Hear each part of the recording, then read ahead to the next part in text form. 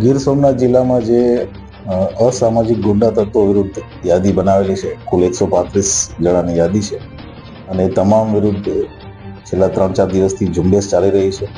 એમના ઘરો ચેક કરવાની, એમની બેંક એકાઉન્ટ ચેક કરવાની, એમનું ઘર જે છે કાયદેસર જગ્યાએ છે કે નહીં અને એનું વીજ કનેક્શન પ્રોપર જગ્યાએ છે, પ્રોપર રીતે છે કે નહીં. આ તમામના ભાગરૂપે ઉનામાં આજે જે ઉનાના જે લિસ્ટ છે એમાં 28 ગુનેગારો છે. તમામ ગુનેગારોની ચેકિંગની કાર્યવાહી અત્યારે ચાલુ છે. એ દરમિયાન 2 જગ્યાએથી અમને 2 હથિયાર મળ્યા છે, તલવાર. એ ઉપરાંત અમે 10 વાહનો ડિટેન કર્યા છે.